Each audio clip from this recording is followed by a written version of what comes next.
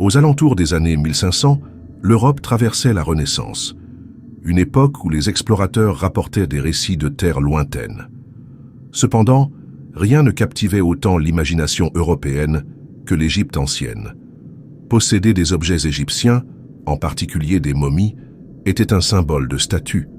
Elles n'étaient pas seulement vues comme des corps préservés, mais aussi comme des sujets de conversation et de potentielles cures miraculeuses.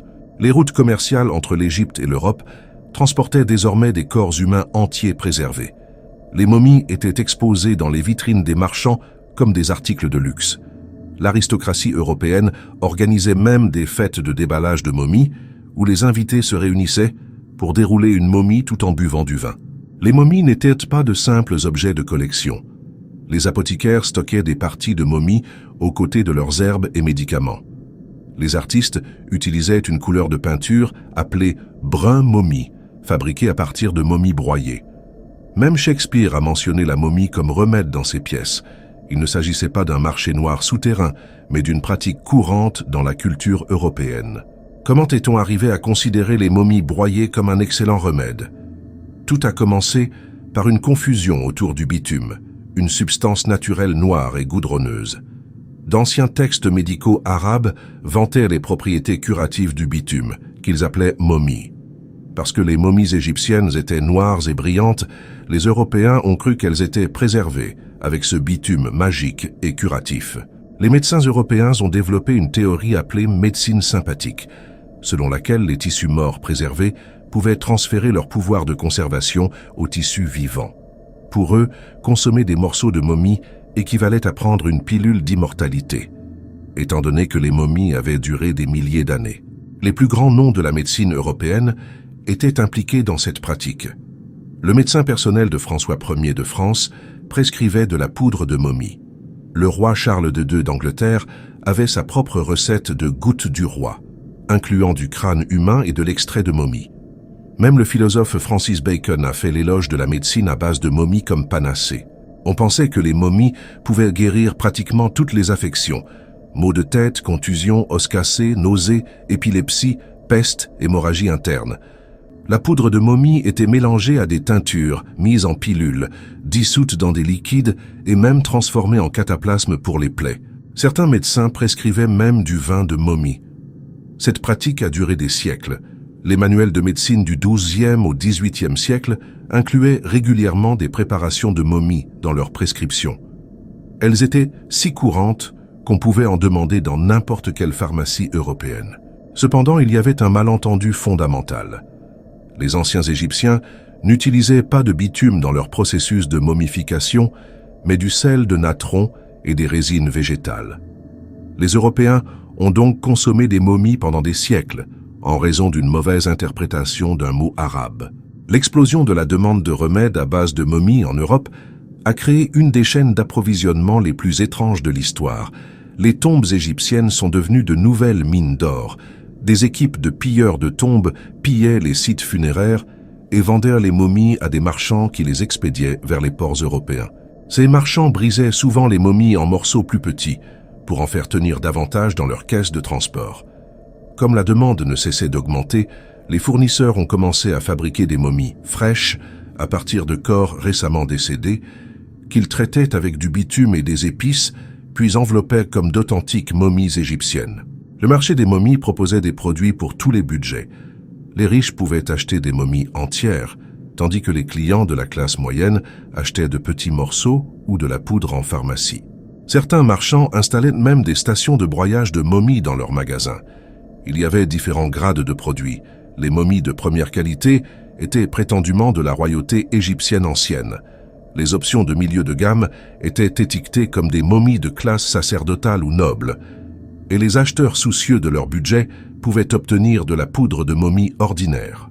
Ce commerce était si lucratif qu'au XVIIe siècle, l'Égypte manquait pratiquement de momies, des milliers de corps anciens ayant été déterrés et envoyés en Europe pour être consommés. L'histoire devient encore plus étrange avec les banquets de momies. Lors de ces dîners, la principale attraction était de manger des momies. Dans la France des années 1680, les hôtes affichaient leur richesse et leur mondanité en servant de la chair de momie.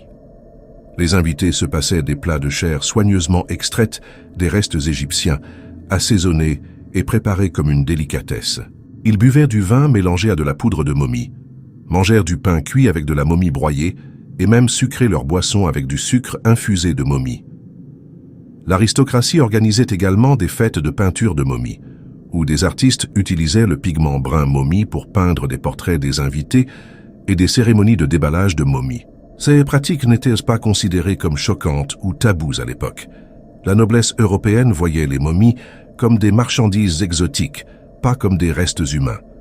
Certains hôtes se vantèrent même du millésime de leurs momies. Au milieu des années 1700, certains médecins européens prescrivaient des coupes spécifiques de momies pour différentes maladies, affirmant que la tête était meilleure pour les maux de tête, le cœur pour les problèmes cardiaques et les pieds pour les problèmes de pieds. Les patients riches pouvaient demander ces parties spécifiques. Cependant, il y eut quelques voix de la raison. Un médecin arabe, Abd al-Latif al-Baghdadi, qui a visité l'Égypte au XIIe siècle, fut horrifié d'apprendre que les Européens mangeaient des momies, et il écrivit que c'était une pratique barbare indigne de personnes civilisées. Ce qui a finalement fait cesser les Européens de manger des momies ne fut pas une illumination soudaine, mais plutôt une lente prise de conscience que manger d'anciens restes humains n'était peut-être pas la meilleure pratique médicale. La première fissure dans la réputation de la médecine de momie est venue des pilleurs de tombes eux-mêmes, qui, vers les années 1700, ont commencé à admettre que la plupart de leurs momies égyptiennes anciennes étaient en fait des contrefaçons faites maison. Puis est venue l'ère de la pensée scientifique, où les médecins ont commencé à tester l'efficacité des médicaments. Il n'y avait pas beaucoup de preuves que manger des momies broyées guérissait quoi que ce soit. Le coup fatal à cette tendance est venu d'un intérêt croissant pour l'histoire égyptienne réelle. Les érudits ont découvert que les momies étaient de vraies personnes, avec des noms, des histoires et des croyances sur l'au-delà. Les attitudes européennes ont changé radicalement. Les mêmes cercles sociaux qui organisaient auparavant des fêtes de dégustation de momies considéraient maintenant cela comme barbare. Les musées ont commencé à collecter et à préserver les momies plutôt que de les broyer. À la fin des années 1800, manger des momies était passé d'une médecine de haute classe à quelque chose dont les gens prétendaient n'avoir jamais été impliqués. La partie tragique est qu'au moment où l'Europe a développé cette conscience, d'innombrables momies avaient déjà été détruites. On parle d'une partie entière de l'histoire humaine broyée et consommée à cause d'une mode médicale vieille de plusieurs siècles. Certaines estimations suggèrent que les Européens ont consommé des centaines de milliers de momies pendant cette période. Ce chapitre étrange de l'histoire européenne a changé la façon dont nous abordons les artefacts anciens. Aujourd'hui, les musées ont des règles strictes concernant la manipulation des restes humains, et ne pas les manger en fait définitivement partie. L'épisode entier de la consommation de momies est un exemple parfait de ce qui se passe lorsque nous traitons les cultures anciennes comme des curiosités, plutôt que comme de véritables civilisations. Il nous montre également à quel point le savoir commun peut être complètement faux. Pendant des siècles, les esprits les plus brillants d'Europe ont juré par la médecine de momies. Il est facile de regarder en arrière et de penser « Waouh, ces gens étaient fous, mais ils n'étaient pas des monstres. Ils essayaient de résoudre des problèmes avec les connaissances qu'ils avaient, croyant sincèrement que la médecine de momies pouvait sauver des vies. » La vraie leçon n'est pas seulement de ne pas manger de momies, mais c'est aussi de comprendre comment même les personnes les plus intelligentes peuvent croire en des choses très étranges lorsque ces croyances sont enveloppées dans la tradition et l'autorité.